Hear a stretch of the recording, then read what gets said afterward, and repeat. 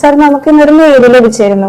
അതിലൊരു സ്ഥാപനത്തിലെ പല എംപ്ലോയീസിനും എല്ലാ മാസവും ഓട്ടിയടക്കം അവരുടെ വേജ് വരുന്നത് 21,000 രൂപയ്ക്ക് മുകളിലാണ്. അപ്പൊ ഒരു PSI കോൺട്രിബ്യൂഷൻ അടയ്ക്കേണ്ടതായിട്ട് ആവശ്യമുണ്ടോ?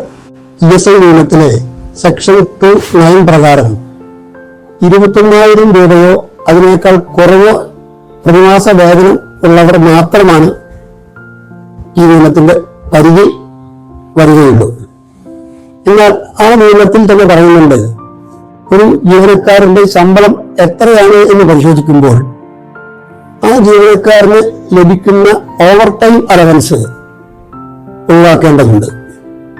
ഉദാഹരണത്തിന് 20,000 രൂപ ശമ്പളമുള്ള ഒരു ജീവനക്കാരന് ഒരുപക്ഷെ എല്ലാ മാസവും 2,000-ഓ 3,000-ഓ ഓവർ ടൈം അലവൻസ് എന്ന ഇനത്തിൽ ലഭിക്കുന്നുണ്ടാകാം. അങ്ങനെ വരുമ്പോൾ അയാളുടെ പ്രതിമാസ വരുമാനം 21,000-ത്തേക്കാൾ കൂടുതലാണ്. പക്ഷേ സെക്ഷൻ 2(9) അനുസരിച്ച് ആ ഓവർ ടൈം അലവൻസ് ഒഴിവാക്കേണ്ടതുണ്ട്.